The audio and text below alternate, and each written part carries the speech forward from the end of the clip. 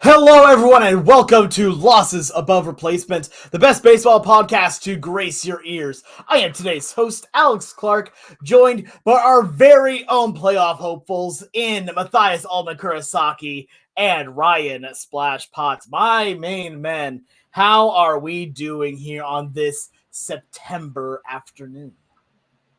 Alex, you were triggering my PTSD. The Braves are 2 games out of a playoff spot with 6 to play, and it is not fun. I'm sorry to hear that. I gotta tell you, I triggered my own PTSD on that, so we're struggling together. Splash, that's how we are. Yeah, let's just say I'm sort of feeling that with this upcoming series against the Braves, but the weekend was awesome. Took 3 of 4 from the Phillies. Of course, I was at the one game they lost. I'd like to point out though, I think it may have been my dad's fault. He has a losing record this year, and the Mets had won, I believe, 3 of the last 4 games I had been to, or something like that. So I'd like to think it wasn't my fault, but it was a pretty good sports weekend, other than Syracuse losing on Friday night. So I'm doing all right, and yeah, this it's gonna be an interesting week of baseball. Let's just put it that way. Yeah, no, this week is going to be insane. Here, think about how close a lot of these races still are as we're getting into the final week of the season. Seattle only has 6 games left here. 3 of them are in Houston, 3 are in Seattle, but those games in Seattle are against Oakland, and it may be too late by then. We'll see. I'm actually going to be going to the last 2 games, potentially, hopefully the third. I'm trying to work on that one right now, but we'll see. Anyway, playoffs, we're talking about it a bit more. Obviously, we're near the playoffs, but we've been on a stretch here of talking about why every team will either win the World Series or lose the World Series, and we're off to what I think is the final episode of it here before the actual playoffs actually start here, and that is going to be why every team in the American League will not win the World Series, and we need to make a quick addendum here. For the last bit here with the American League, we did not talk about the Detroit Tigers. This apparently angered the Detroit Tigers, and they have gone on a massive winning streak here and now currently hold one of the wild card spots here. So we'll be doing the same teams as we did last time, but we'll also be adding in these Motor City Kitties. So if you guys are ready, let's start here just with the AL East. Here, going from the top here, let's start off just with the New York Yankees. Mac, I'll start with you. Why will the New York Yankees not win the World Series? Because baseball is a team sport. Mac, there you go. Yeah, you cut out there for the beginning of that. Oh, whoops. What's it called? Baseball is a team sport, unfortunately. And unfortunately, you can't rely on just Aaron Judge and Juan Soto to carry your entire team. I'm not saying Giancarlo Stanton's a bad player or Austin Wells is a bad player, but this lineup leaves a lot to be desired. So yeah, that's why the Yankees aren't winning the World Series. Other than that, I think they're a solid all-around team, but I really, they're the 1 seed in the AL right now, but I wouldn't necessarily say they're the best all-around team in the AL. All right, fellas. Yeah. The New York Yankees will not win the World Series because the Houston Astros exist. And simply put, when the New York Yankees see the Houston Astros across the field on the playoffs, they poop their pants, frankly. They allow walk-off home runs to end series. They lose game 7s. They score one run at Minute Maid Park in 4 games in 2017. They get swept in 2022. They lose a wild card game in 2015. The team is buns. And we talk a lot, fairly enough, about the Yankees' relationship with the Twins, which resembles something you'd call Child Protective Services for. The Astros do the same freaking thing to the Yankees. So the Yankees, when you face the Astros in the inevitable ALCS, you're going to get whacked. It's as simple as that. Yeah, I mean, to add on there, I just don't think the Yankees have, at least on the pitching side, they have a lot of good starters, but like Garrett Cole has been better lately, but he's not quite Garrett Cole, if you understand what I mean. So I'm having a hard time trusting that full pitching staff.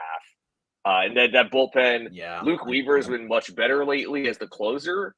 I think they should stick with him as the closer, and I don't know if I trust Clay Holmes over a playoff series either. So it's a lot of trust issues with the pitching staff and a lot of inconsistency outside the two big bats in the lineup. Although I will say Jazz Chisholm has provided a nice boost to the lineup. Mm-hmm. Definitely. I'm going to piggyback a bit off of what Mac was saying here. Definitely not what Splash was saying. But the New York Yankees will not win the World Series because Aaron Judge does not play all 9 defensive positions. Like, don't get me wrong. They have some good hitters. Again, you have Aaron Judge. You have Juan Soto. You have those two that are absolutely incredible. Your pitching staff, I'm going to give them a little bit more credit, right? I think that their pitching staff is pretty all right.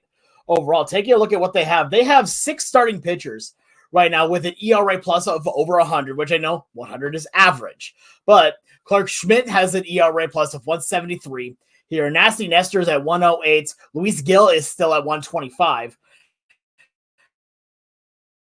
And your relievers have been getting better and better and better. Oh, by the way, it looks like we're getting a Passan bomb right now. The Tigers just called up here Jackson Jobe. Huh. That's a huge. Yeah, wow. Wasn't expecting that.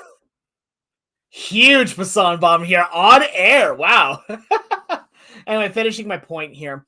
Like, the problem is, I'm not going to say again, like, oh, you can just take away these guys and they're not good. Like, obviously, that's not how it works. But looking at it realistically with their offensive staff here, Aaron Judge, Juan Soto are the two that really carry it. The only other two of your main starting 9 that have an OPS plus of over 100 that have an OPS plus of over 100 are Stanton, Wells, and then a third I'm going to say right now of Jazz Chisholm. So after that, you have issues here. And so I'm not going to say that's going to truly hamper them, but if it's any reason why they're going to lose the World Series, it is going to be because they're of a lack of offense. Here, you have amazing pieces, yes. I think you need a little bit more in order to make it truly. You may need a little more to make it work. So now let's move on here to the next. Let's keep it in the AL East here. The Baltimore Orioles here. And Splash, I'll let you start on this one here. Why would the Orioles win the World Series? The Baltimore Orioles will not win the World Series because they do not have a good enough superstar player. This is sort of the inverse problem that the Yankees have. So if you compare the Yankees lineup and the Orioles lineup, you get I don't want to say generally the same production because that kind of undersells the Yankees a smidge, but depending on what day it is, they'll be right next to each other in like OPS plus and season stuff, right? So the Yankees get there very differently because they have Judge and Soto and then some average players. The Orioles, on the other hand, have a slew of above average players. But if we've learned anything from sports the last couple years, you need your stars to play like stars. And I don't exactly trust Gunnar Henderson quite yet at that star level. And Adley Rutschman, who we all come into the season, he's a top catcher. He's this, that, the other. Although he was number 1 for just one of us, but number 2 for the other 2. He's just been pretty horrendous for about 4 months now. And other players from the team, like Anthony Santander, yes, he has 43 homers. Yes, that's wonderful. And yes, Jordan Westbrook is good at baseball. And yes, these guys are good at baseball. And the pitching staff, you have Corbin Burns, which is phenomenal. You have good players on the team. But like the other team in the city, your stars need to play like stars. And I don't exactly think this is a loaded stars team. Very loaded in terms of sort of like the Braves in that you have the one superstar player. I would trust Acuna more than Henderson, but whatever. But you run into the issue of you have a bunch of B players while other teams you will be facing have an A or an A plus in an Aaron Judge or a Juan Soto or Yordan Alvarez. Gunnar Henderson, I don't know if he's that A plus just yet. He's great. he's going to finish top 5 in MVP voting, but I don't know if he's exactly on that same tier as the Jordans and the Sotos and the Judges and other players of that caliber. Yeah, I'm going to go with the Orioles won't win the World Series because they just can't seem to gel at the right time. Early in the season, it felt like everything was going their way. They were 45-22 on June 12th, and since then they are 41-48. That's basically 3 months of being below average, and it just feels like every time it seems like one part of their team is about to break out. Say their offense is about to get going.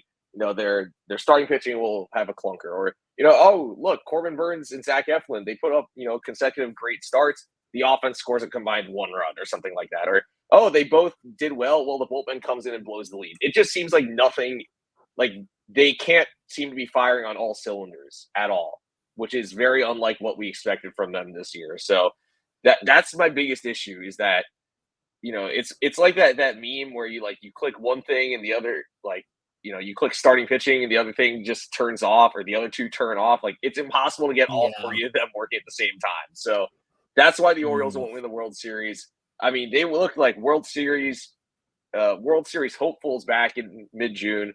They've looked like, they've looked pretty subpar over the last 3 months. So that's, I'm not saying they can't turn it around. They can't figure it all out in the next week or so, but they're about to lose out on the division. The Yankees are 6 games up, and they start a series this week. So, yeah, the Orioles need to figure it out, or they're going to be another early exit.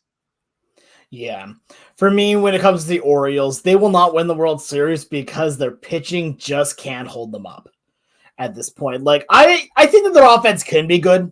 Like, I'm not going to say I have full faith that guys like Rushman and Gunnar Henderson will be able to continue what they've been doing. But I like their odds a little bit more than I like the odds for the starting pitching staff for the Orioles. Right now, you got Burns. End of list. That's about what you got when it comes to starting pitching. Zach Eflin has been really good since the Zach Eflin has been good. I'm going to give him that. The team doesn't like score. The team doesn't like scoring for him. That's the issue. I mean, to be fair, that's just Felix Hernandez syndrome. So, I mean, it makes sense. Mm-hmm. But, here's the thing right now is that you need more than just 1 or 2 starters in something like this. Thank you, Splash. You need more than 1 or 2 starters for the playoffs. Legitimately, you need at least, in my opinion, 3 to 4. You can get by without a 4th and all that, but if you're relying really on just 2 guys, you're going to be good in a 3-game series, in a best of 3. When you move on to the actual series, it starts to get a little bit worrisome there. So, I mean, the offense can do good work. It's just about whether or not they're going to be able to overcome what their pitching just does not have, especially still hurting the fact that they don't have as much of a strong bullpen as they would like to be having at this time of the year. Let's move on now to the AL Central, where we're going to be talking about a few different teams, and I will be going first this one. We'll be talking about the Cleveland Guardians here, and why will the Cleveland Guardians not be winning the World Series? I have a fun answer and I have a real answer. The fun answer is that Kyle Manzardo is not the everyday starter. Kyle Manzardo is a legendary human being, and I love him very much. Go Cougs. No, but honestly, for me, the real bit with it is that I just don't have faith in them. That's really what it comes down to. It's their starting pitching worries me overall, kind of like it did with the Orioles here. And then the offense can score runs pretty well, but it just feels like the team is not as cohesive. Here, I'm looking at what they've been doing here over the course of the season, right? And your best hitter right now, again, surprise or nobody, is J-Ram. And then after that, it's Kwan, who's been hurt. After that, you have David Fry, who has still come out of absolutely nowhere, and I'm going to be fully okay with saying that. I just don't have faith in them. I want to because I like the team comp, but I just have these kinds of issues. And when you don't have the pitching that, if you're able to get into the 7th inning with a lead, I think they're fine. right? If you can get into 7th inning with a lead, you are going to be just fine. You're going to win ball games because Emmanuel Clase is still potentially the best reliever in baseball. But after that, there's question marks. So, Mac, let's get to you next on this one. Yeah, the Guardians will not win the World Series because their starting rotation just I don't know who even starts game 2. So yeah, the Guardians starting rotation. It's honestly every time I look at it, it's a miracle they've made it this far and they've won as many games as they have. Because you look, okay, so I'll just take a guess. Tanner Bybee will start game 1. You know, he's made 30 starts. He's a 3.56 ERA in 166 innings. Tanner Bybee has been their best pitcher this year. Who starts game 2? Are you going to go Ben Lively in game 2 or Matt Boyd? These are not like that. That's all I could come up with. Yeah, it's Lively. Those are not playoff caliber arms. Gavin Williams has not been good this year. Tristan McKenzie got sent to the minors. Carlos Carrasco got designated for assignment. Logan Allen got sent to the minors. It's just it. I don't. Joey Cantillo, is he going to be in the playoff rotation? These are not guys who normally crack playoff rotations. That being said, if you can get through 15 outs, that's all I'm asking. 5 innings. The bullpen is electric. Everyone, you know, Tim Herron, Hunter Gaddis, Cade Smith, and then getting the ball to Emmanuel Clase for the last 3 to 6 outs. I trust their bullpen a lot. But, man, I have so many concerns about that starting rotation. And they could maybe win a best-of-3 series. Maybe, if you're lucky, you get a best-of-5 series. I do not see them winning in a best-of-7 series at all.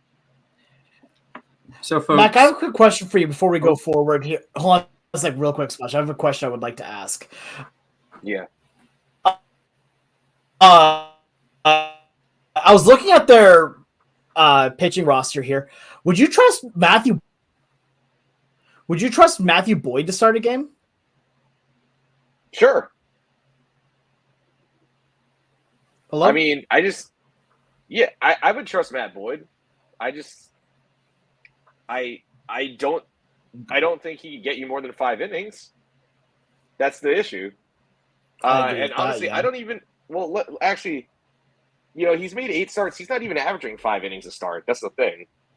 So, yeah, not. I don't trust him to work deep into games. Let's put it that way. Maybe he'll get you 4 or 5 innings, but it's not like he doesn't have a ton of postseason experience either. And that's a general issue with the rotation is they're not really battle tested. So, yeah, they're as a game 3 or game 4 starter, maybe, but yeah, not a. It's hard to trust them. Yeah, I can completely understand that. All right, Splash, on to you for this when it comes to The Cleveland Guardians will not win the World Series because we are playing baseball, not football. If you played 1 game a week and it was a winner-take-all game, like the NFL playoffs, Cleveland could get really aggressive, like hyper-aggressive with their bullpen, and it wouldn't matter that Tanner Bybee might not be able to get 18 outs in a playoff game. Because, frankly, you just throw him like the Braves did Ian Anderson, and you try to get 10 outs. If you get 10 outs, great. And then you just spam your wonderful bullpen. It's a phenomenal bullpen. You have 4 guys, high-usage guys with the sub-2 ERA. It is September 23rd. These are, like, yes, relatively small sample sizes because they're still relievers, but it's like 60 innings of 2-run ball at worst for these guys. So if you can manage hyper aggressively, like game 7 managing the entire playoffs, okay, fair enough. You win. I will concede if you can pull out game 7 level managing every game of the playoffs. But I don't think Cleveland can do that. I don't think Cleveland will do that. And as soon as they lose a Bybee start, or if they get a good start from Boyd and they don't win, that goes down the drain real fast. And that's the thing, as you mentioned with the Orioles, with the toggling on and off, if you don't get run support and you get a good start, we have problems. If you get a bunch of run support, then, you know, you can let the cards lie where they may. You have Jose Ramirez, you have Josh Naylor, right? You have Big Christmas, right? You can score some runs, but if you lay an egg and it's like a 1-0 loss and you're having to burn your bullpen arms, your A bullpen arms just to keep you in the game, that's when we have problems. That's when the Guardians could go off the rails. They could win game 1. They might win game 2. But as soon as they try to put away game 3 and you have to burn your high leverage bullpen arms, I'm not even saying they allow runs, but you're down 1-0 or 2-1 or 3-2 in the later innings. You don't want to punt the game. You don't want to bring in Austin Hedges, who did pitch this season, by the way. You don't want to bring in your B bullpen. You want to bring in your A bullpen. It's the playoffs. You want to win the game. But as soon as you do that and you're burning, Class A throws 20 extra pitches or Gaddis throws 20 extra pitches. And then are they as effective the next day? Are they effective the next day? So it's just a sports issue. Also, shout out to the Cleveland Browns for robbing me of the survivor pool. Fair enough. All right, let's move on here then to the next team here, and that is going to be the Kansas City Royals here of the American League Central. Here, and let's start this one off with Splash here. Tell me, why won't the Royals win the World Series? So first of all, I'm not even sure the Royals are going to make the playoffs. They have a series against Atlanta to end. That is going to be potentially exciting. They play the Nationals next, so they play like the Nationals, so that helps. But the Braves, so there's a non-zero chance they miss the playoffs. Just throwing that out there. But let's assume they do. They have a reasonable shot too. They have, according to Baseball Reference, 68.4%. The Kansas City Royals will not win the World Series because they don't get to play every game at Kauffman Stadium. This is a pretty bad hitting team outside of the friendly confines. And you're missing one of your best hitters in Vinny Pasquantino, a guy who's been inordinately clutch. And we can have a conversation if clutch exists or clutch doesn't exist, or if it's reliable. Who cares? He's not in the lineup. I don't think he can return. Maybe it's an Austin Riley situation that he can, like, if you go deep enough in the playoffs, he can return. But you have two even solid hitters. You have Salvador Perez, who has his own flaws, and then you have Bobby Witt, who's having perhaps the best shortstop season any of us have ever seen. The issue is there's no depth. This is the Yankees combined with the Orioles problem. The Yankees in that they have a bunch of mid, and the Orioles that they only have the one like star playing like a star. Witt, I would take over Henderson right this very second because we know that would switch immediately. Agreed. But I don't know where you're getting runs. If you pitch around Witt, which I don't even know if you want to do outside of Kauffman Stadium, but let's say you're at Kauffman Stadium and you want to pitch around Bobby Witt. Who is driving him in? Pasquantino is injured. Salvador Perez swings at everything. There's fundamental issues here, and this isn't even mentioning the pitching staff, which has been phenomenal, and you have Lugo and Reagans and Singer and Waka, who have all been terrific. The bullpen, I mean, you have Lucas Erceg, who has cooled off from his roasting hot start, but I don't know. This feels like a wild card exit sort of team to me. Yeah, this is, for me, the team that's either going to not make it or make it into the wild card and then immediately exits, or wins it all. Just because, like, somehow it'll happen, right? Like, just somehow it'll happen. But no, I'm going to borrow a little bit from myself on this one. Royals are not winning the World Series because Bobby Witt Jr. doesn't play every position on the field again. And it's, again, like, bringing up what you said here about, do you walk Bobby Witt Jr.? The answer is absolutely yes, you do.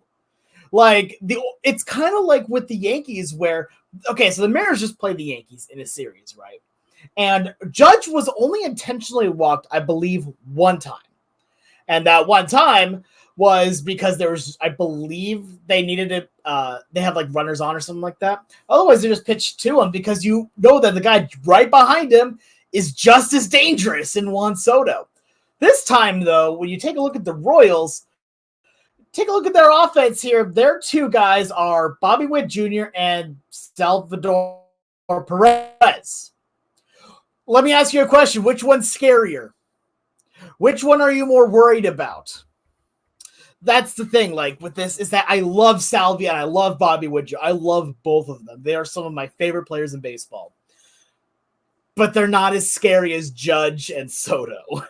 Like, as much as they kind of have that same problem of having a very, very top-heavy at the lineup here and then just kind of mid everywhere else, they do that to a lesser degree. They're, again, kind of like what you said, they're like the Yankees, but more mid. And it kind of sucks in that way because Bobby Witt, like you said, is having a generational year. Like, the fact that he's going to be in Kansas City for, like a decade to come now is... Kansas City should be throwing parades for him and Pat Mahomes at this point. They're being at the same kind of idea. But thank you, Splash. I see that. But but regardless, like at this point, by the way, for those of you not watching the video podcast, Splash was very much giving me the thumbs down on that. But, by the way, go follow us on YouTube as well at LAR Baseball on YouTube. Fun time. Give us a subscribe. But regardless, I want the Royals to do well because I like them as a team. But I agree with you on this one, Splash. You're either not going to make it or be a first wild card exit. Yeah, I mean, really, my issue is they only check one box. They have great starting pitching. In a 7-game series, most teams would kill to have Seth Lugo, Cole Reagans, Michael Wacha, and Brady Singer going in a 7-game series. But they don't do anything else really that well. That's the issue. And to your point, Lucas Erceg was unhittable when the Royals first got him. But since August 28th, he has a 7.45 ERA. So all good things must come to pass. And like their bullpen, who do they trust? I mean, I guess Erceg is their closer, but I mean, who's his setup man? John Schreiber? I mean, James MacArthur's injured right now, and he wasn't having a good year either. And then that offense, like you guys have been saying, it's literally Bobby Witt Jr., who is a 173 OPS plus, and then their next best hitter is a 120 with Salvador Perez. Everyone else on the active roster, that is, because Vinny Pasquantino is injured, everyone else has an OPS plus at 99 or below. So you look at this team and you wonder how the heck they even got here. I entered last week, still amazed that the Royals have a winning record this year, but it all has started to catch up to them. They're 7-12 in September. I just don't think this team, with their issues outside of the starting rotation, I just can't see this team going much further than making the division series. So that's my big issue with the Royals. If they get matched up, maybe they could beat the Guardians, although the Guardians kind of smacked them around the last series they played against each other. Maybe they could beat the Tigers, but there are so many concerns with the Royals right now. They played way above their heads for most of the year, and now it's all caught up to them. So, like you guys are saying, I don't see this team going very far in the postseason. Yeah, I feel like with this one, it is just... They may make it at the very end, but they could be, the Cinderella story, but they would really need to heat up in order for that to matter. So next up here, let's go to the Minnesota Twins. Here, Mac, let's start off with you on this one. Why would the Twins win the World Series? The Twins will not win the World Series, A, because they'd have to face the Yankees, and B, because, I mean, this team is just in a collective dry spell right now. They don't do anything particularly well, unfortunately. The bullpen, I guess, would be their biggest strength because Griffin Jax has been amazing this year. And Yohan Duran, while his numbers have come down to earth this year compared to the last 2 years, he's still good. But, I mean, this pitching staff, Pablo Lopez has been better lately, but he's still not been what he was last year. Who's your game 2 starter? Bailey Ober? I mean, Bailey Ober is fine, but I wouldn't necessarily consider him a number 2 starter in most rotations. And then is your game 3 starter Simeon Woods Richardson, or is it David Festa? Again, those are not guys that would be in most playoff rotations. And then their offense is just, Royce Lewis has been ice cold. Byron Buxton can't stay healthy, unfortunately. The most battle-tested guy they have, I guess, is Carlos Santana, and Santana's fine, but He's not a superstar necessarily, and Max Kepler's hurt. I mean, he's legendary in the playoffs. I'll give him that. Oh yeah, for sure. But like if say Buxton stays healthy and Correa stays healthy, then their lineup could give them a chance. But collectively, they've fallen flat. This is a team that we all picked to win the AL Central, and I think has been a disappointment. I know that the Reds fired David Bell last night for their team failing expectations, and honestly, the Twins don't make the playoffs. I would not be surprised if Rocco Baldelli is the next guy to go. I'm not saying Rocco Baldelli is a bad manager, but like I said, this team won the division last year. They were the consensus favorites basically around the league to win the Central again. And right now they're in fourth place. They're on the outside looking in. It seems like they just cannot do anything right now. So the Twins, if they make the playoffs, A, they're not beating the Yankees. But B, I don't think they would beat anybody. So yeah, the Twins, they have a case to be the most disappointing team in the American League right now. Mm-hmm. I'll go next then on this one here. And for the Twins, they're not going to win the World Series, kind of along the lines that you were saying here, because the pitching is absolutely mid. Like, here's the problem. I like the names that they're talking about, right? Pablo Lopez, Bailey Ober, Simeon Woods Richardson, Johan Duran. Like, those are guys that are good. I like them. Those are good pitchers. The problem is, you look at how they're doing this year, right? Pablo Lopez has an ERA plus of 101, is directly average here. Bailey Ober, 108, slightly above average. Simeon Woods Richardson, 104, ever so slightly above average. Johan Duran, 109, slightly above average. Griffin Jax has been your best guy from ERA plus side of things at 199, which is good.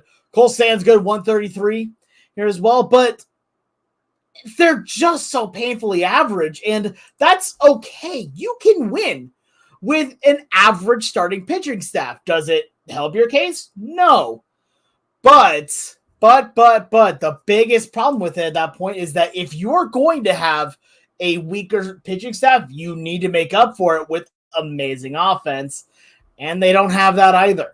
You have Carlos Santana, who has been absolutely on a tear. He's very war tested, yes, and I think he's going to do well in the playoffs. He's definitely done well in the playoffs beforehand. But Carlos Correa and Jose Miranda, like, I don't see this team really coming through for the pitching staff here. If you're going to have a weaker pitching staff, your offense needs to overcompensate here in the playoffs. I don't see them being able to do it. Yeah, I generally feel the same way about the Twins. So the Minnesota Twins will not win the World Series because their stars haven't played like stars. Carlos Correa is the large exception to this. He has a 148 OPS plus. He's hitting 307. Buxton's been pretty good, all things considered, 133 OPS plus. Royce Lewis, like Max said, has been in a tailspin. But I look at Pablo Lopez, a guy who I picked to win the Cy Young Award this season. He has an ERA above 4.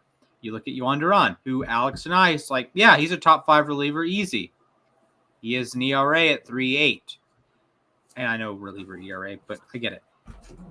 The stars are not playing like stars. They've gotten some extraneous production, platooning and stuff. You know, Matt Wallner is essentially O'Neal Cruz in terms of hitting the ball hard, but not exactly being like Aaron Judge. But he has a 149 OPS plus. He absolutely mashes against righties. As soon as you bring in a lefty, you are taking Matt Wallner out of the game. You might have Willie Castro, who's a switch hitter. You might have Brooks Lee, who's a switch hitter. Neither of those guys are as good as Matt Wallner against righties. Ryan Jeffers has been fine. Christian Vasquez, bad. Edouard Julien. King Julien, not so much of a king this year, 80 OPS plus. Manny Margot, not exactly great here. Did I say Margot for switch hitter? I meant Willie Castro, but point stands. Trevor Larnach, reasonable hitter against righties. So you are trying to do this like platoon song and dance, and your stars aren't playing like stars, and you're kind of trying to be the 2021 Giants and the 2024 Dodgers, and you end up being the dream team Eagles. Yeah, I just the Twins, and I mean, I sort of thought of the 2021 Giants too, but when what the 21 Giants did was they mashed. It did not matter who they put up there. It felt like they were mashing. And I still have no clue how that team won 107 games. There was a method to the madness. This year, there is no method to the madness. The Twins are just overall underperforming. Yeah. And it's honestly just kind of sad because, like I said, we've seen since the start of this year that the Twins have so much potential, so much star power, and yet just did not come to fruition.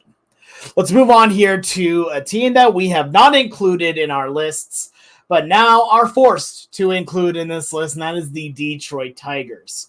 Here, so Splash, I would like to start with you on this one because we've been talking about it a little bit. Why will the Tigers not win the World Series? So counter, why will they win the World Series? We didn't answer this question 2 weeks ago. Why will they win the World Series? Yeah, tough question there, pal. They will win the World Series. The Tigers will win the World Series because Riley Green is the superior color. And this kind of feeds into why they won't win the World Series. I don't exactly think their run is sustainable. You play a higher caliber opponent in the playoffs. Yes, they did kind of take it to the Orioles, but they had a home run robbery. They had one of the most absurd plays I've seen by a shortstop, the Trey Sweeney, who they got from the Dodgers. Just an absurd play. The runner's second and third, tie game, bottom of the ninth. If the ball drops, the game is over. If you don't have a perfect play, the game is over. He makes the play, crashes into Riley Green. Everyone's okay, believe it or not. And it's, Kerry Carpenter mashes, but he's a platoon guy, frankly. You have guys like Gio Urshela, who's on the Braves now, Mark Canha, who's on the Giants now, Jack Flaherty, who's on the Dodgers now. Those guys would be really helpful for a playoff run. Gio Urshela is mashing. Jack Flaherty is the Dodgers' second best pitcher, depending on what day it is. And Mark Canha is just fine. But I don't see the sustainability here when you're facing the good teams, when you're not facing the White Sox, with all due respect. And listen, they play the Rays and the White Sox to end the season. If they don't go 5-1, that should be considered a disappointment. They should beat Tampa in the series. They should sweep the White Sox.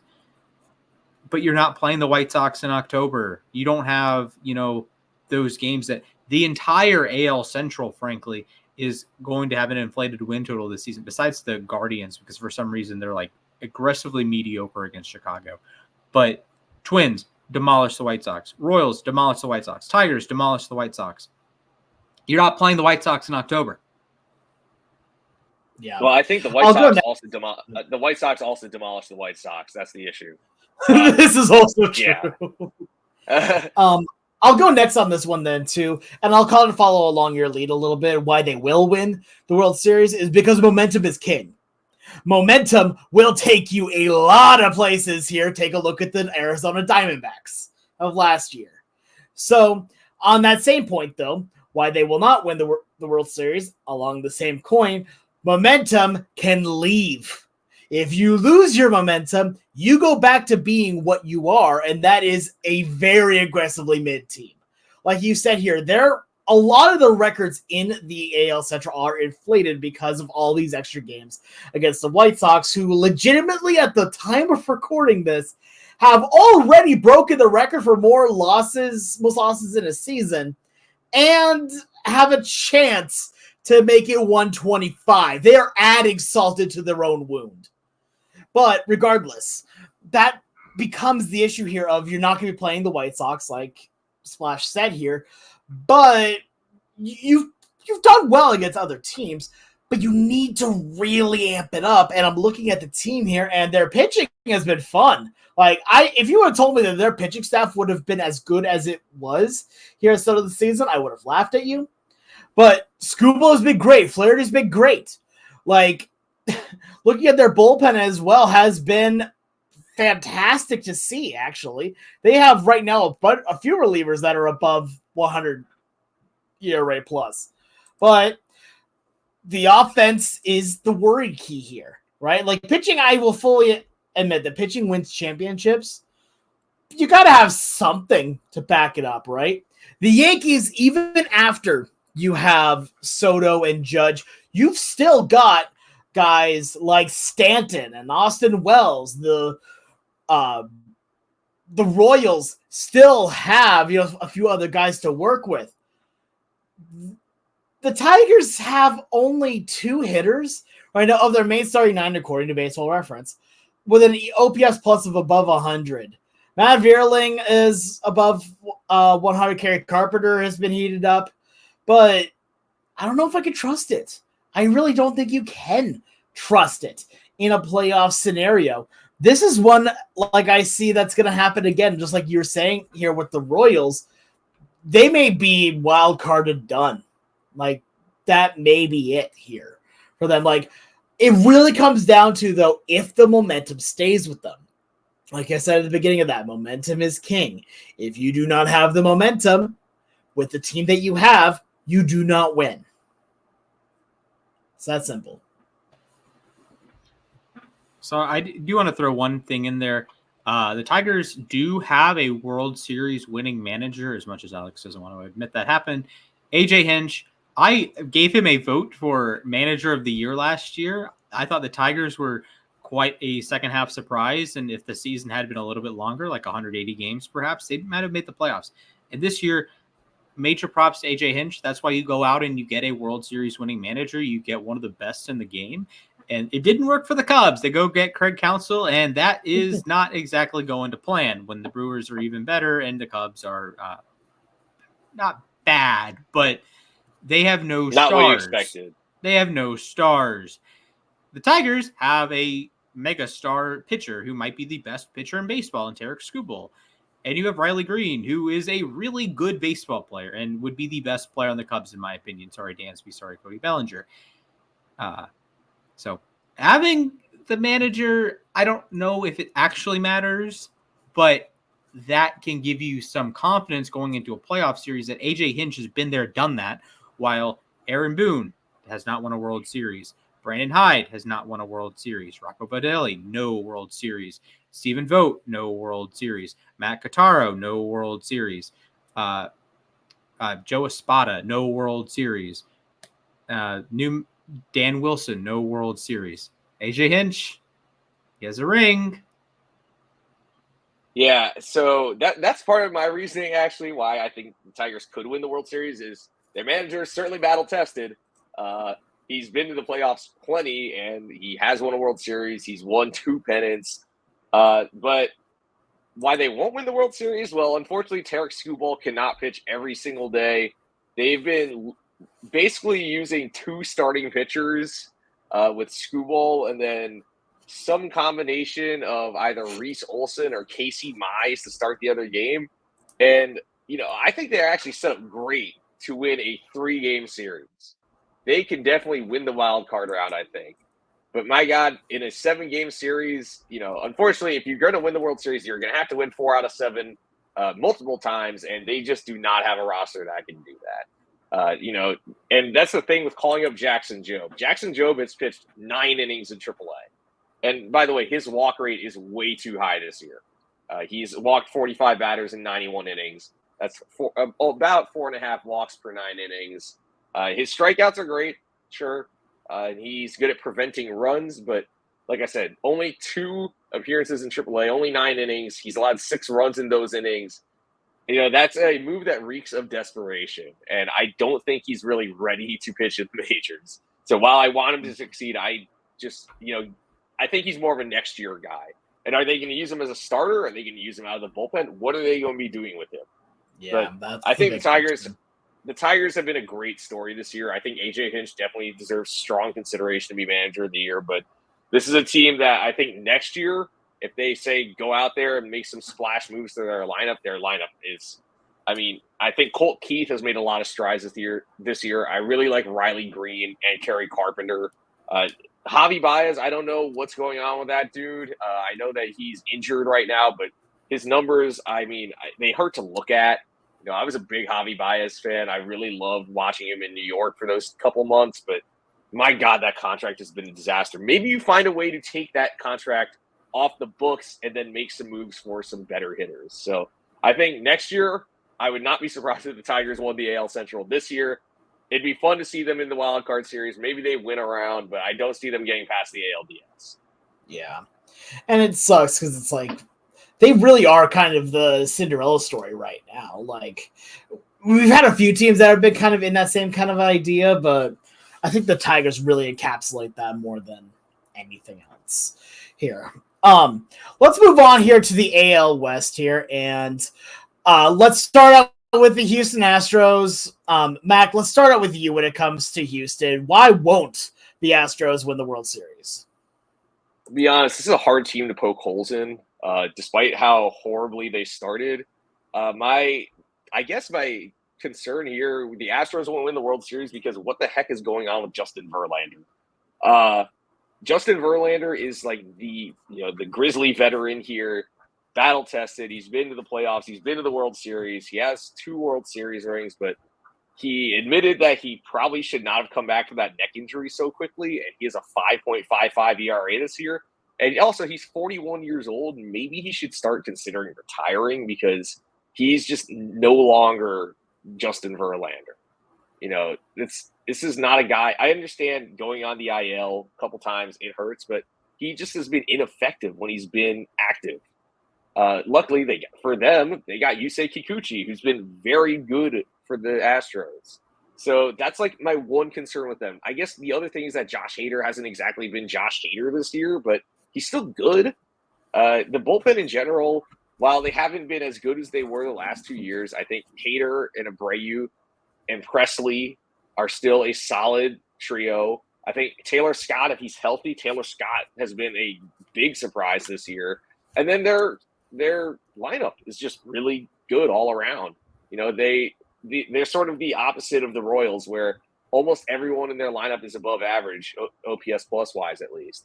I mean, it was mainly Jose Abreu was like the big disappointment in their lineup. And once they cut him, their production increased dramatically. And I mean, shout out to John Singleton, who I didn't even know was still playing baseball before this year, or before last year. I mean, and he's actually above average with a 103 OPS plus.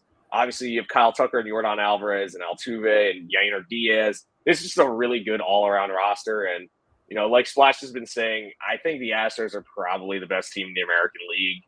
Their overall record may not indicate it, but I don't know what can stop them really from going to the World Series again.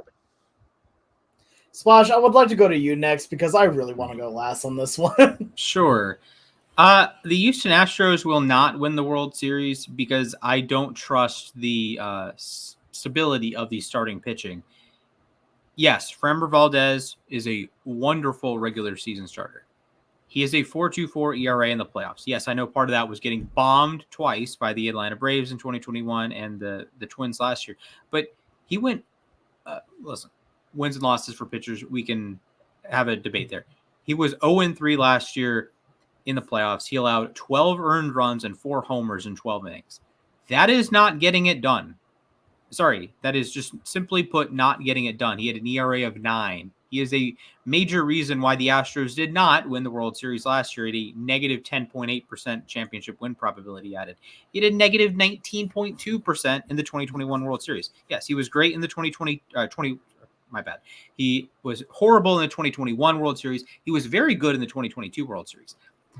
That's the guy in your rotation that is good now. Sorry, Justin Verlander, and has playoff experience. Hunter Brown, not exactly full of playoff experience. Ronel Blanco, not exactly full of playoff experience. Spencer Arrighetti, not exactly full of playoff experience. Yusei Kikuchi, not exactly full of playoff experience. So you are trying to win the World Series with one real starter. Sorry, Justin Verlander. One real starter who has a spotty playoff resume. A lot of it's like the Max Fried thing that he has the one great start. So you remember the one great start, but he's been annihilated in a lot of other starts.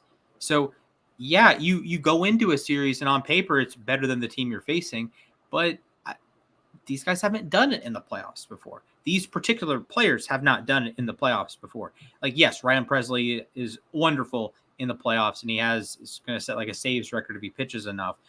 Josh Hader, spotty playoff resume. Good job, Trent Grisham. Brian Abreu checks off the boxes for me.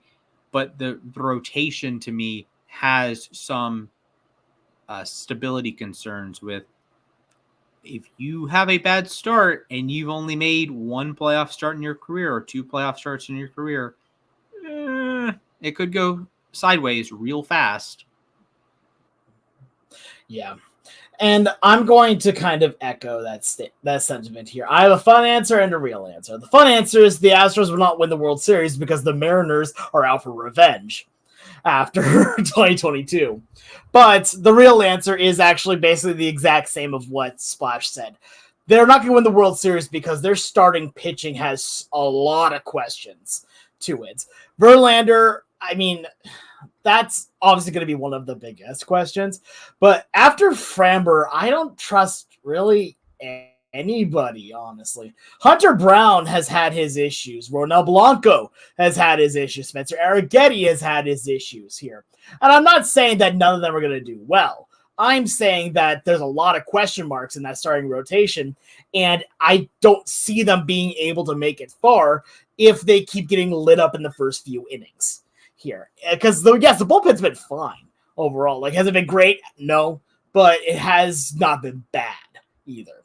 So, yes, their offense is really good, but the starting pitching has a lot of questions. Like, Matthew, you said it's hard to poke holes in this one. I was looking at that starting rotation. I'm like, there's Swiss cheese there, my friend. There's a lot. They're right there. They are literally right there. But regardless, no. Anyway, I would like to go first on the last one here. And because I am the resident Mariner fan here, why won't the Mariners win the World Series? Well, the answer to that question is because Edgar Martinez has only been managing for the last month or so. Well, has only been hitting coach for hitting coach, yeah. And Dan Wilson has been managing for the last month or so. This team has been on fire. I don't know if you've noticed here, but their offense has taken a dramatic upturn in the last month.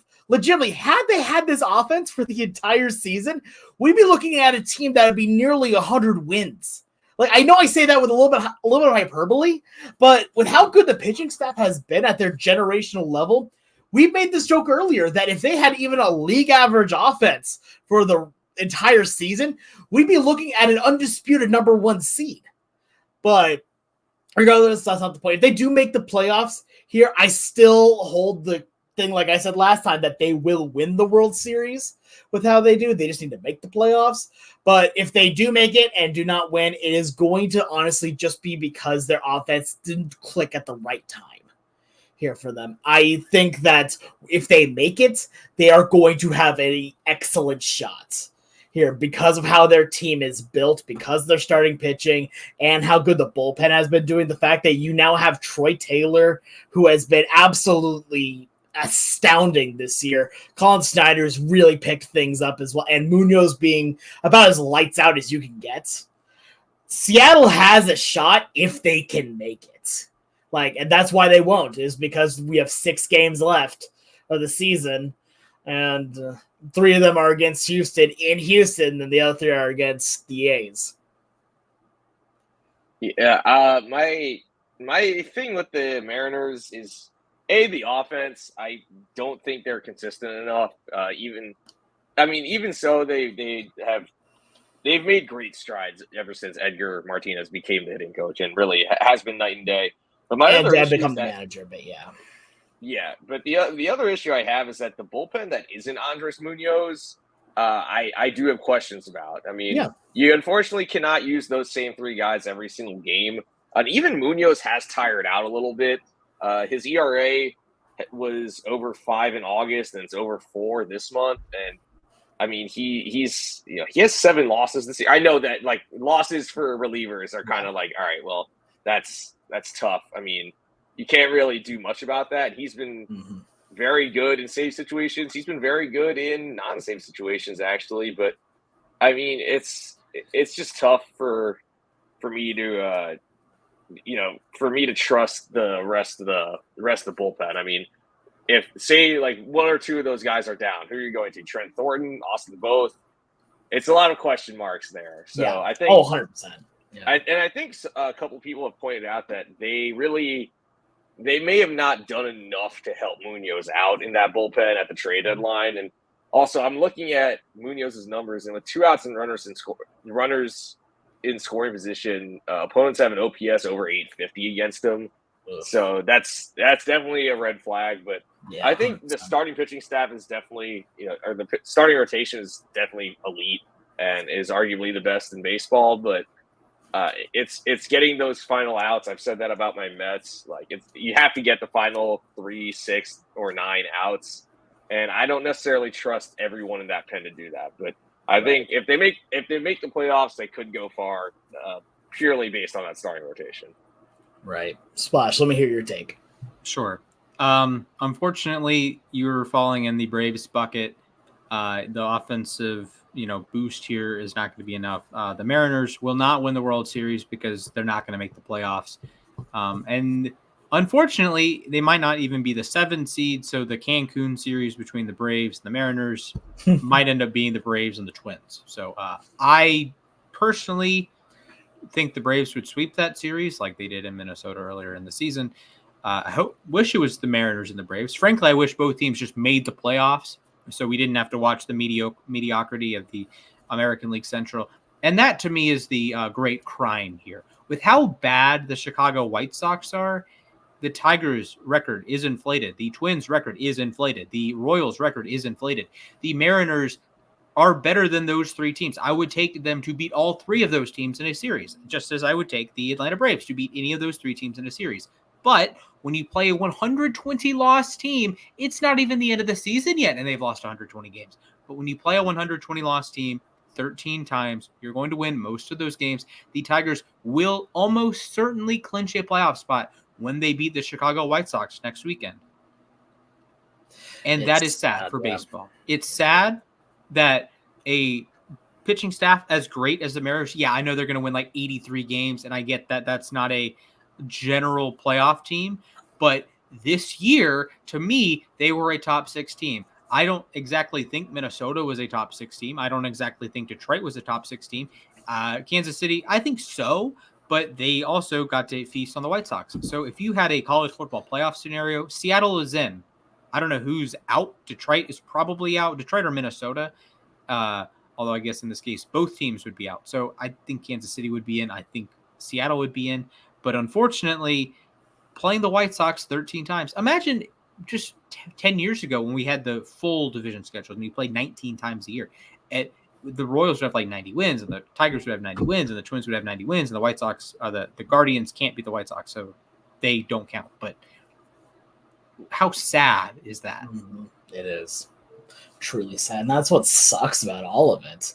Is that it just, again, a lot of people had the same kind of argument when the Astros were as bad as they are. They had multiple 100-loss seasons. It's not near as bad as what we're seeing right now with the White Sox. Here, you're legitimately right now. You can make a full argument right now that the Mariners will not make the will not make the playoffs because the White Sox are this bad. And I hate that can be said. Yeah, the Mariners only got to face them 7 times this year, which is and they won 6 of those. They won 6 of those 7. You still get 7 cracks at the White Sox, but I mean, but every 5 or 6 games in the American League gets that. Yeah, those extra 5 or 6 games against them is a huge difference. And to your point, the Astros topped out at, I believe, 111 losses in 2013. Mm-hmm. 120 with 6 games to go is, insane. It's honestly impressive. It is, and not in a good way. Not a good impressive. 100%. Anyway, with all that being said, let us know what you guys think. Why won't any team in the American League win the World Series? Let us know on Twitter at LAR_baseball. Here, but now it is time for everyone's favorite segment. It is trivia time, and for trivia, I hand the reins off to our one and only Ryan Splash Potts. Take it away. Hello, friends. Tony Romo, Tom Brady here. That makes no sense from a booth perspective, but I do not care. I will say, Tom Brady. I like it in the booth. I don't know if I'm going to continue to like it, but I kind of liked it in the booth. Also go Ravens. Shohei Ohtani did something that I'm still mad about that he didn't do it at Atlanta because I had a lot of money riding on that, but we're going to move beyond. He's had a 50-50 season. He's way surpassed 50-50, by the way. He's on the Ricky curve. He is on the Ricky Berry curve. He has joined Ronald Acuna. He's joined Ricky Henderson. He's joined Barry Bonds. Congratulations, buddy. He is a correct answer for today's trivia. I want you guys to go back and forth naming players who hit or who either hit 50 home runs in a season or stole 50 bases in a season. Shohei Ohtani happened to do both in the same season. He is the example. He is not an answer. If you say Shohei Ohtani, that is strike one. So, Alex, because I've been mean to you before, you go first. Okay, fine. That's really, okay. Because every time we do the guess the number thing, he's like, "Oh, you are committing crimes against me." It's like, no, I'm not. It just happens to be the number. But anyways, Alex, you may go first. No, I'm not. I'm never mad at you when you do it. Sure. All right, I'll go first anyway, and I'm just going to take the easy answer, in my opinion, and that's Ricky Henderson here for stolen bases. Tricky Ricky. The problem is there's like 100 stolen base guys, so the page has to load for me to click the answer. I just wanted to take the easy one on that one first. Yeah, that's an absolutely fair point. He did it quite a lot of times, including with several different teams, which is impressive. Yeah. Do you guys know he is the oldest Boston Red Sox to steal a base? Yeah. So he did it 13 times. Congratulations. By the way, there are two other players who did both in the same, or not in the same season, but who did both once. Both. So joining Shohei Ohtani, that only gets you 1 point. I'm sorry, but I will mark it off for both. So, gotcha. Mac, your turn, pal. I'll be honest. I have no clue who that player is, but no, there's two other players. Ohtani's the third. All right. Well, I'm just going to go. I'm going with Brady Anderson. I think that is one of the answers. Let's go. He has had a 50 homer season. He had a 50 stolen base season. Yeah, that 50 homer season is such an outlier, man. I'm sure he. Hey, the 50 stolen base season is also an outlier. True. Yeah, whatever. All right, I'll go with a 50-plus homer guy, and that is one Arson Judge of the San Francisco Giants. Yes, Aaron Judge 3 times. 62. Mac. Okay, I'll go with Barry Bonds. Barry Bonds is the other player to have both. Oh, thank you for saying it. I did not want to say Bonds on this. So Barry, Brady, and Shohei. Yes, 1990. He stole 50 bases. All right, Alex. Wow. Going to the 2023 great debate of the best first base. Let's go, Matt Olson. Matt Olson. He's also heating up now, which is important. Correct. Mac. My bad. I'll go with Ryan Howard. Ryan Howard is correct. 58 homers. 2006. Alex. All right, let's go one Mr. Giancarlo Stanton. Giancarlo Stanton, 2017. Yes. Mac. To be clear, home runs. Yeah. What wasn't stolen bases? Wow. Yeah. Wait. What? I don't even know if he has 50 sprints as a. That's mean, man. That's just mean. I'll go with a stolen base guy. I'll go with a guy who's done it this year, Ellie De La Cruz. Ellie De La Cruz is correct. Nice. Alex. So I'm trying to think if he's actually reached the stolen base, so I'm going to hold on to this name for a little bit later. But I'm going to go and take a name from you, Mac, here, and I'm going to say one Mr. Polar Bear, Pete Alonso. 2019, that's correct. 53, Mac. Yeah. Okay, I'll go with Big Mac, Mark McGwire. Mark McGwire, 4 times in a row. Correct. Yep. Alex. Okay, now it gets a little bit harder of trying to figure out some of the other names that have at least reached the number. I'm going to go with Sammy Sosa. Sammy Sosa 4 times also in a row. Correct. Mac. Not going to lie, that was going to be my next pick. Nice. So I'll go with another guy from that era who I believe only had 130, even 30-plus homer season, but he hit 57 to 1 year. Luis Gonzalez. World Series champion. That's correct. Alex. Jose Canseco. Jose Canseco is strike. We sure about that? No, I'm not. I just honestly, you said McGuire, and I started thinking about the Bash Bros. That is strike 1. He did not do either. He did have a 40-40 season, but no. I was going to say he did 50. have a 40-40. Yeah. Okay, fair enough. All right, strike one. Okay. Mac. Now I have to do some digging. Andrew Jones. He 51 Andrew this Jones. season. He probably should have won MVP that year, but no comment. Alex. We're going to go with the most consistent hitter of all time here. That's Chris Davis. Yes. Yes, Chris Davis with a C is correct. 2013. Mac. I just want to confirm that Alex meant that Chris Davis.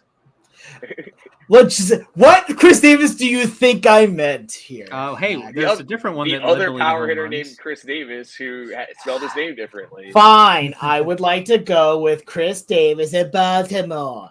The best power hitter that's definitely worth every money he's still being paid. All right, Mac. Okay. Where was I? Ken Griffey Jr.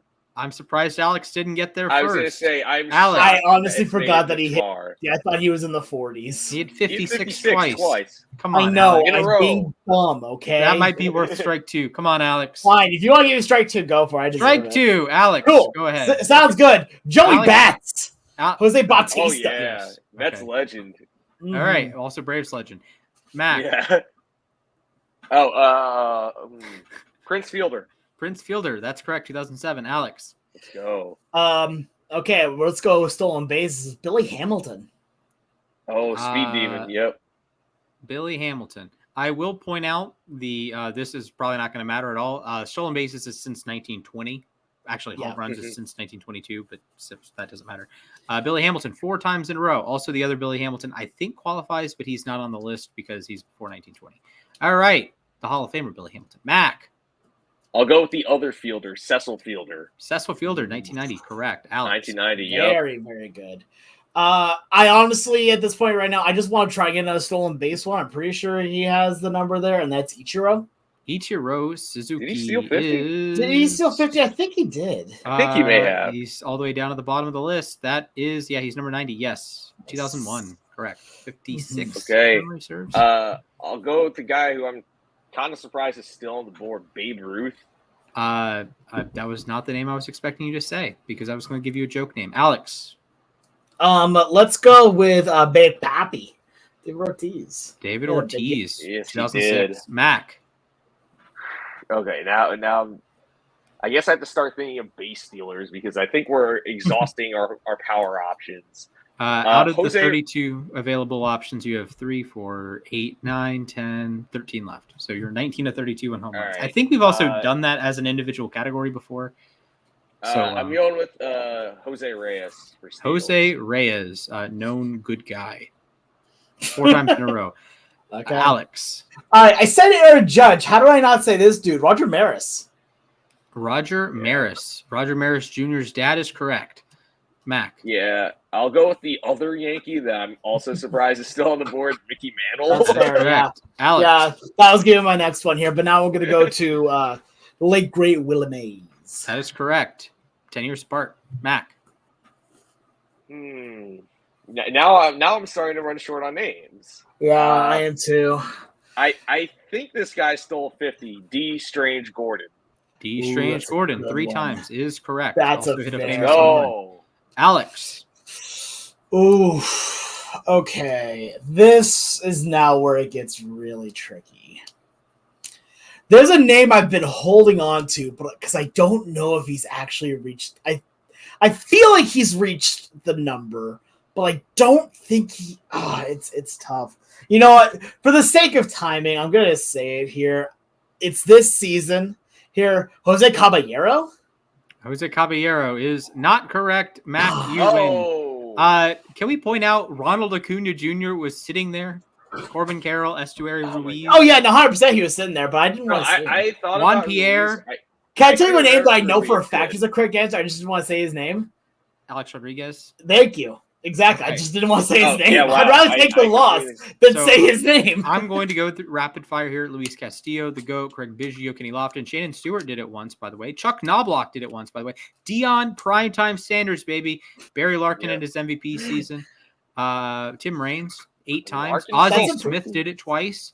Also, that's impressive Lonnie that Smith Luis. did it 3 times. Tony That's Gwynn. impressive that Luis Castillo did it, considering he's a pitcher. That's a good point. Yeah, exactly. Yeah. MVP Willie McGee. Ryan Sandberg did it in a season. Steve Sachs, Ryan Mookie Sandberg? Wilson did it twice. Ron I knew- LaFleur, great name. Cesar Cedeno, great name. Don Baylor, known DH, did it. Not Lou Brock Don did it. Baylor still 50 in a season? Yes. Lou Brock What? did it 12 times. Joe Morgan did it 5 times in a row. Luis Aparicio, Snuffy Sternweiss, the only guy to do it in the 40s. Sorry. What the No, heck? that is incorrect. He did do it in 1944, though. And then the home runs that you guys missed: Albert Bell, George Foster, Jimmy Fox, Hank Greenberg, Ralph Kiner, Johnny Mize, A-Rod, Jim Thome, Greg Vaughn, Hack Wilson. Good job, I need to let you Mac. guys know I cheated on this game. I have my Ricky Henderson card right here. So Oh, my boy. printed Oh, boy, I 168 wonder of if Ricky Henderson stole 50 bases in a season. yeah, 299. Yeah, I my don't know. Don Russ card, so it doesn't actually have the team name on it. Oh, man. All right, Mac, good job, pal. Alex, hosting duty thank is you. back to you, pal. All right, sounds good. Thank you so much for trivia. Yeah, That was a thank you so good much. time here. But it is now time for the moment to ourselves. We like to end every podcast this way to take a moment to talk about whatever's on our mind. It does not have to be baseball related, but it absolutely can be. Gentlemen, who would like to go first on today's edition? I'll go first then, if no one else will. So, can someone count me down, please? Yeah, I got you. Thank Your time starts in 3, 2, 1, go. So I'm going to do something a little bit different with my time. I'm going to teach you guys something here. So especially something for the YouTube. Here, make sure, again, go subscribe to us on YouTube. I'm going to show you how I throw a few different pitches. I've actually pitched 9 innings this last weekend and had a really good time doing it here. But I want to show you the grips I use for some of these pitches. My signature pitch is a 2-seam fastball. I grip it like this along the seams. Here, thumb down at the bottom seam. And my main thought process with it is that as I'm throwing, I need to make sure that it rolls really off the fingers. It does take off a bit of velocity, but it does get that inside movement here towards these right-handed hitters. It's my favorite pitch to throw with a little bit of velo, but I'm not a velo guy. I'm a breaking ball guy. Speaking of breaking balls, let's go to the curveball. I've been recently trying to relearn how to throw a curveball, and so my grip for it looks like this, where I have my 2 fingers on the lace, thumb on the lace, but I have a little bit of a gap, if you notice, in between the ball and the finger there. So that when I throw it here, it's more of a pinch than anything. Because if I go fully in on that, then I can't get that turn on it. But if I pinch, I can really get the snap turn on it. And then as I throw, I snap like I'm snapping my wrist here to then let it do, and then it'll break that slow curve out away from a right-handed hitter. And then the last pitch I'm going to show you, my favorite pitch, honestly, to throw just because it's fun, I throw a knuckler. So how I hold it, everyone has their own different way of doing it.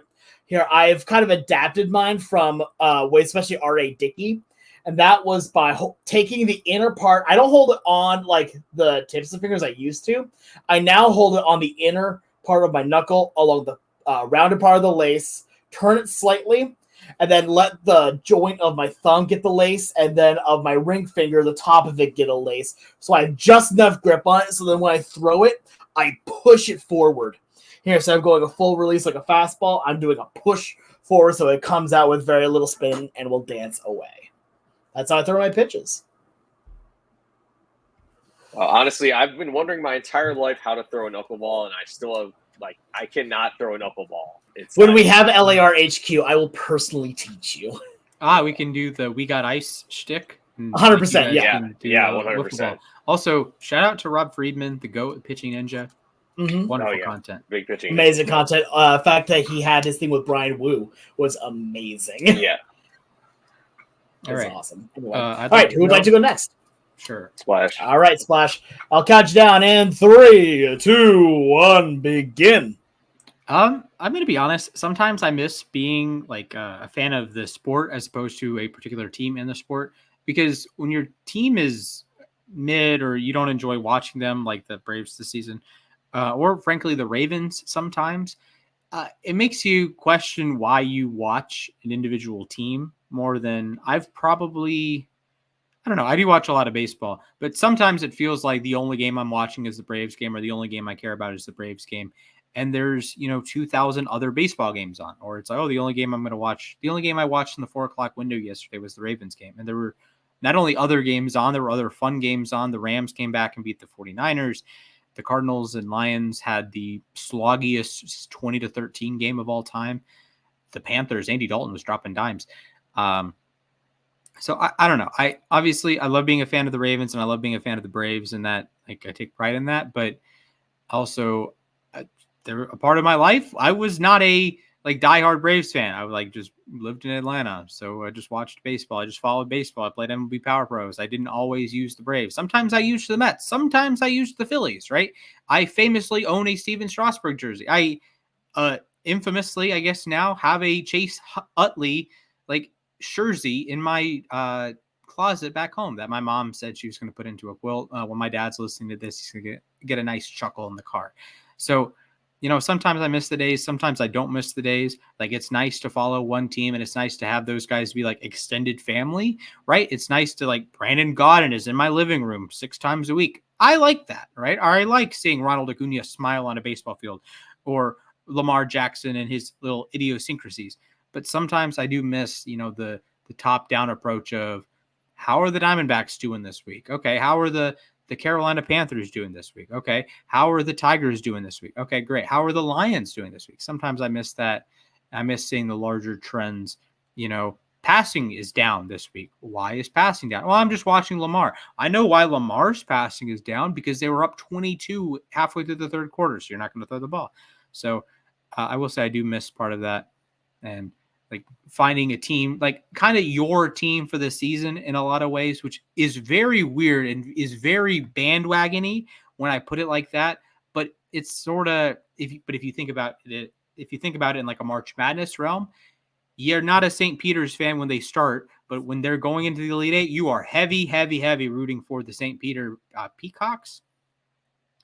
Obviously, that's a little bit different from professional sports, but I think a lot of the same things apply. That, sometimes you have a particular player you like, you have a particular coach maybe you like, a particular way you play. I know people like how the Guardians play or the Diamondbacks play. Look, the Diamondbacks last year, perfect example. If your team didn't make the playoffs or they crashed out early, hey, you could just root for the Diamondbacks en route to losing the World Series. So that's my inner struggle sometimes. I completely understand that. Yeah, I feel that. All right, and Matt, I definitely relate to that March Madness thing. And by the way, I didn't have a college sports team for a while, and then I got into Syracuse for grad school, and then fair. I was like, all right, well, that's my team now. I'm not even I don't even like Arizona basketball. I went to the school. I don't like Arizona basketball. Yeah, I mean, one of my good friends from grad school is, he went to Syracuse, but his whole family's diehard UNC fans. So that'll do it. They don't really care about Syracuse basketball, but they love the Tar Heels. So it's yeah. Mm-hmm. All right, Mac, you ready? Yeah, for sure. Here we go. Your time begins in 3, 2, 1, go. So I just want to acknowledge before this week begins the craziness that this Mets season has been. Let's just go back to the beginning of the year. They started 0-5. They were 3 outs away from being 0-6. Then they went on a hot streak. Then they hit rock bottom in May, and I posted a voice tweet after Jorge Lopez threw his glove into the stands, basically saying that this team was going to be very different by the trade deadline, and they weren't going to compete this year, and they have completely flipped the script. So I just want to say it's been insane watching this team this year. From all the highs and lows, I mean, heck, late August, it looked like their season was basically over. They fell 4 games back. They're in a playoff spot right now, and the fact that they're even here is wild. A lot of people were questioning what David Stearns was doing. Like I've said earlier, there's a method to the madness with him. And he didn't mortgage the future, but he didn't need to. He played it conservatively, and it's paid off. And heck, Luis Angel Acuna is in the majors right now, and he's filled in admirably for Francisco Lindor. Which, by the way, I hope Lindor's back soon. Back injuries suck, so I hope he's back. But really, I went to the one game they lost this week, but still, they had their highest ever attendance for a 4-game series at Citi Field. Over 41,000 fans on average, 2 sellouts, the largest 2-game attendance in a non-Subway series. It's just crazy how the fans have showed out and the fans have bought into this team. So while going into this week, unlike 2022, I think while it'd be heartbreaking to lose the series and miss the playoffs, it's hard to not be proud of this team. And there's a difference between 2022 and 2024. In 2022, there were expectations. The team lagged in September.